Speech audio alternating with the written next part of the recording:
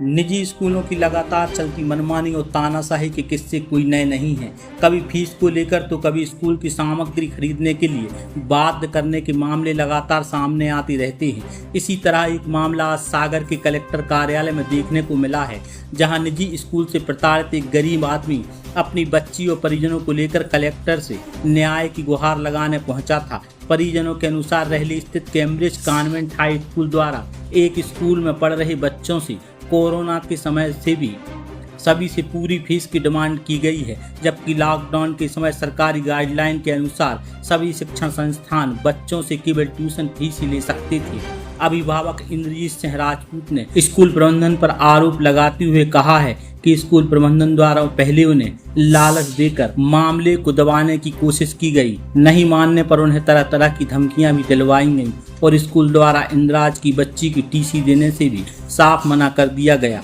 परिजनों का कहना है कि पैसे के लालच में स्कूल प्रबंधन उनकी बच्ची का भविष्य खराब करने में लगा हुआ है। मैं बहुत गरीब आदमी हूँ।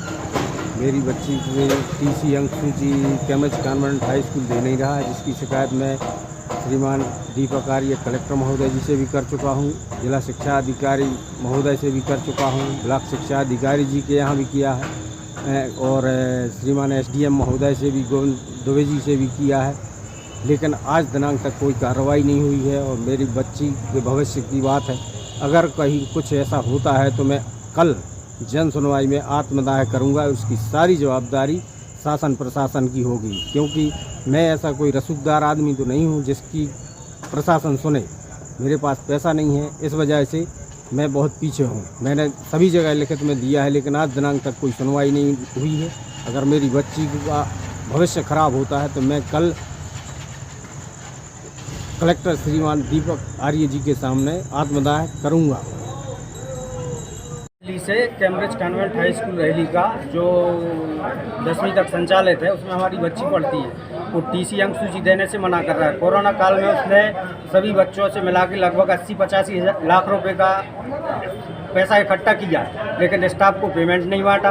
उसके एविडेंस मेरे पास है। प्राचार्य जी का शपथ पत्र है और सभी बच्चों से पूरी फीस ली गई है। कोरोना काल में जो शासन से आदेश हुआ था उस हिसाब से फीस नहीं ली गई। जब मैंने उससे ये बोला गया कि आपको 50-60 लाख रुपए बांटना है तो आप सभी यहाँ पैसा इकट्ठा करें और सभी अभिभावकों को बुलाए, जैसा जबलपुर में कार्रवाई हुई है, तो उन बच्चों के पेरेंट्स को भी पैसा दे वापस, और कर्मचारी जो आपके पास थे with teacher, driver, conductor, helper, भ्रत जो भी थे, उनका भी पेमेंट बांटे। तो आप 50-60 लाख रुपए का इंतजाम करके रखिए और इन लोगों का पैसा आपके स्कूल में ही स्टॉल लगा कर बांटे। आपका क्या मामला है, आप बताओ। मेरा मामला, मेरी बच्ची की टीसी नहीं दे रहा है, वो इसी चक्कर में कोरोना का पैसा ज़्यादा मांग रहा है। कितने पैसे मांग रहे हैं? हमसे 15,000 रुपये।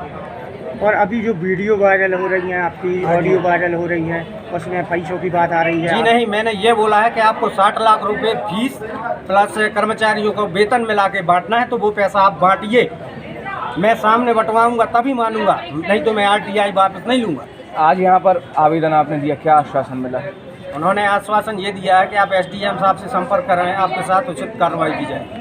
नहीं कार्रवाई होती तो क्या करेंगे? नहीं कार्रवाई होती तो मैं माननीय मुख्यमंत्री जी के समक्ष खड़ा हूँगा बच्ची के लिए, क्योंकि बच्ची का एडमिशन नहीं हो रहा है और समय निकलता जा रहा है और डेट निकल जाएगी, फिर मेरी बच्ची का एडमिशन कैसे होगा? कौन सी क्लास में बच्ची? बच्ची 11th में आ गई, 10th थ्री की है। भाई जब कोई प्राचार्य ने वहाँ कोई धमकी वगैरह दी है संचालक ने आपको? नहीं, धमकी अन्य लोगों के माध्यम से कहलवा रहे हैं कि मतलब आप ये सब मामला कार्रवाई करना बंद करें, नहीं तो फिर मैं देख लूँगा। क्या नाम है प्राचार्य का? प्राचार्य जी नहीं, प्राचार्यों को। स्कूल का मालिक कौन? नरेंद्र जैन। लोकल है रहली का? लोकल रही।